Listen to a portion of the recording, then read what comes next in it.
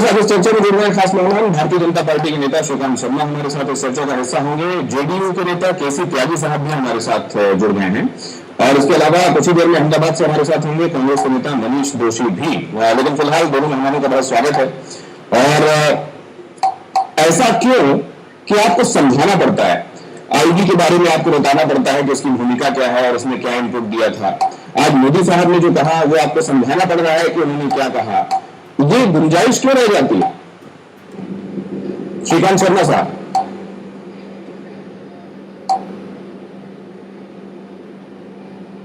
उनको लेकर कहीं ना कहीं कांग्रेस में घबराहट है।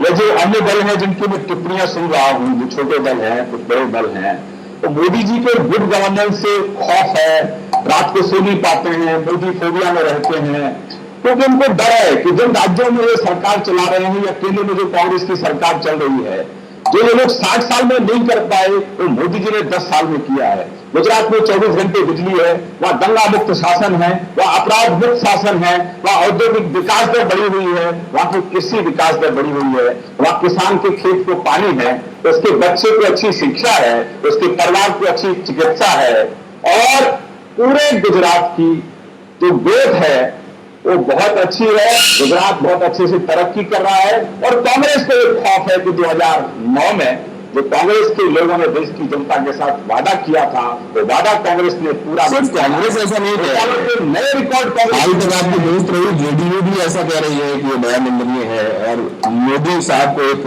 वर्ग विशेष दिखाने की आदत पड़ गई है। समाजवादी पार्टी भी यही कह रही है कि आपने क्या बयान दे दिया। कमाल फारूकी साहब तो तू तड़ाक की भाषा लेकर मोदी के लिए उतर आए, गुस्सा इस हद तक है। तो सिर्फ कांग्रेस नहीं है, कई दल तो ऐसा सोच रहे हैं और अगर बहुत सारे दल ये कह रहे हैं तो उनको मालूम है कि फारूकी का तो मैं जवाब कमाल फारूकी का मैं आपको जवाब दे दूं। जिस प्रदेश के अंदर उत्तर प्रदेश में लोगों ने कहीं ना कहीं बीएसपी के जो प्रशासन था, उनकी गुंडागर्दी थी, उसको से निजात पाने के लिए समाजवादी पार्टी को वोट दिया। एक नौजवान मुख्यमंत्री की तरफ लोगों ने उम्मीद की तरफ देखा। ये समाजवादी पार्टी के लोग एक सवा साल के अंदर कितने वहां सांप्रदायिक दंगे हुए हैं। आज वहां गुंडा राज है, वहां महिलाओं के साथ बलात्कार हो रहा है। अगर गुंडा राज आपको देखना है तो यूपी चले जाइए, तो इन लोगों को तो टिप्पणी करने का अधिकार ही नहीं है। सब लोग विकास विरोधी जेडीयू मालूम है कि मोदी जी आने वाले हैं और प्रदेश की जनता और देश की जनता इन लोगों को कटघरे में खड़ा करेगी और इनसे पूछेगी कि आपने जाति के नाम पर वोट लिया, आपने धर्म के नाम पर वोट लिया, लेकिन जो देश की और प्रदेश की जनता के साथ आपकी प्रतिबद्धता थी तो उसको पूरा नहीं किया। कोई बड़ी पार्टी तो भारतीय जनता पार्टी के अलावा इसमें बेनिफिट ऑफ डाउट देते शर्मा साहब, कोई बड़ी पार्टी भारतीय जनता पार्टी के अलावा ये सर्वे का लाभ देने के लिए मोदी साहब को तैयार तो होती कि इनका शायद मकसद कुछ और था तो उसको गलत समझा गया। किसी और ने क्यों नहीं कहा?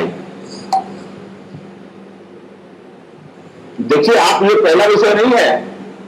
अनेकों ऐसे आतंकवाद पर ये सब एकजुट हो जाते हैं, भ्रष्टाचार पर ये सब लोग संसद में एकजुट हो जाते हैं, महंगाई के खिलाफ जब तक से लाते हैं तब एकजुट हो जाते हैं। तो बीजेपी वर्सेज अदर पार्टी है, तो शासन वर्सेज सुशासन है। जो लोग सुशासन बाकी से वोट पाले में खड़े हो गए हैं और भारतीय जनता पार्टी ही है, क्या होगा? आइए जवाब देने इसका। और इसी वजह से हमारे जी की दुश्मनी शक्ति भी कमजोर है और राजनीतिक विश्लेषण भी। पिछले 4.5 साल में जब भारतीय जनता पार्टी जेडीयू, जब एनडीए में हम सब लोग थे, भ्रष्टाचार के खिलाफ हम इनसे आगे थे, इनके साथ थे। जब भी सुषमा जी थी, शरद यादव जी थे, लगातार 2G का, कॉमनवेल्थ का, ट्रेल गेट का एक उदाहरण बताते। पोते की तरह से अगर इन्हें भी रटके बात कहनी तो मैं तो माफ करना, इस बहस का हिस्सा होने में दिक्कत आ रही है। नंबर 1। नंबर 2, महंगाई को लेकर 3 बार भारत बंद हुआ है। शरद यादव जी से लेकर के और राजनाथ जी से लेकर के और उससे पहले जो अध्यक्ष थे उन तक, गडकरी जी से लेकर के सब लोगों ने 7 गिरफ्तारी दी है। तो कैसे भ्रष्टाचार पर, कैसे महंगाई पर हम कांग्रेस पार्टी के साथ चले? कम से कम टिप्पणी करते समय कितनी जानकारी होनी चाहिए अपने आप को। त्यागी जी मेरे को करेक्ट कर दूंगा आपको। त्यागी जी, मैंने ये समाजवादी पार्टी के बारे में टिप्पणी की है। अरे आप दूसरा डाइवर्ट मत करिए। मैंने समाजवादी पार्टी और समाजवादी पार्टी का आपने जिक्र नहीं किया। आपने संसद में एक हो जाते सुनिए आप जरा, संसद में सब एक हो जाते हैं, number 1। It is BJP versus all including JDU, number 2। इस तरह इतनी जल्दी बात बन जाती है। तो जरा वाणी पर नियंत्रण रखो। हम उस पूरे पुराना मित्र ऐसा मत कीजिए, वैसे डांटिए मत उनको। और दूसरे ये कि अपनी बात रख रहा हूँ, अपने बड़े डांटते हुए आपको तो नहीं पास करूंगा, अपनी बात नहीं, मैं देख रहा हूँ आपको। आप शर्मा जी ने ये भी कहा कि आपको कह रहे हैं कि आपको नहीं कह रहा था, मैं समाजवादी पार्टी के लोगों को कह रहा था, तो ठीक है उनको दे दीजिए। आप भी ऐसा मानते हैं कि उन्होंने ये नहीं कहा दीजिए? नहीं, बाद में उन्होंने कहा कि जो भी उस ताले में है, Bharatiya Janata party versus rest हो गया, ये कहा इन्होंने। तो क्या महंगाई के सवाल पर हम उनके साथ थे कि कांग्रेस के? नहीं, लेकिन ये बताइए कि क्या ये तमाम हमले मोदी के गुड गवर्नेंस से घबराकर उन पर हो रहे हैं? ये आप कह रहे हैं, वो पूछ रहे हैं। उन्होंने पूछा, मैंने आप तक पास ऑन किया। हाँ, तो ऐसा है कि जो मोदी की गुड गवर्नेंस है उसका भी ढिंढोरा इन्हीं लोगों ने पीटा था। उसके बाद हम लोगों ने अपनी राष्ट्रीय कार्यकारिणी की बैठक में और उसके बाद भी हमने कहा था कि हमारा एप्रीहेंशन ये है कि बहुभाषी बहुधार्मिक देश है। देश का प्रधानमंत्री ऐसा होना चाहिए जो समाज के सभी वर्गों को, सभी जातियों को, सभी धर्मों को साथ लेकर के चले। वो भाजपा का होना चाहिए, वो बड़ी पार्टी है, लेकिन उसकी उदार छवि श्री अटल बिहारी वाजपेयी जैसी होनी चाहिए। और उस मुद्दे पर हम बाहर आगे चुके जो भाषा गोवा से आ रही थी उनको प्रचार पूर्वक बनाने तक हमें कोई दिक्कत नहीं थी। इस तरह की महिमा मंडप उनका हुआ तो हम मानते हैं कि ऐसा आदमी बहुधर्मी, बहुभाषी, बहु जातीय वर्गों को लेकर साथ चलने में असक्षम है, जिसका उदाहरण उन्होंने आज अपने इंटरव्यू के जरिए दे दिया। उन्होंने कई बातें कही है कि एक उन्होंने कहा है मैं जन्मजात हिंदू हूँ और मैं राष्ट्रवादी। एक बात सुनिए प्लीज प्लीज प्लीज, मैं भी हिंदू हूँ, मेरी जन्मजात पैट्रियट हूँ, मैं भी, और जो शब्द उनके बेटी हिंदू राष्ट्रवादी को एक नया शब्द दे चुके। इनके सबसे बड़े व्याख्याकार श्री अडवाणी जी है, वो 50 साल से टर्मिनोलॉजी देते हुए भारतीय जनता पार्टी है। उनके किसी वक्तव्य में, उनके किसी लेख में मैं एक दिन में संपर्क भी करूंगा। क्या हिंदू राष्ट्रवादी एक नया शब्द है? ये तो एक नया शब्द इनके इतिहास कोश में जुड़ा है। हिंदू राष्ट्रवादी, मुस्लिम राष्ट्रवादी अलग होंगे, हिंदू राष्ट्रवादी अलग होंगे, सिख राष्ट्रवादी अलग होंगे। तो जो जिन्ना की 2 राष्ट्र की थ्योरी थी, 2 नेशन थ्योरी थी, वो भी अपने आप को यही कहते थे जब वो गोलमेज सम्मेलन में लंदन गए थे, that I have come here on behalf of the Indian Muslim.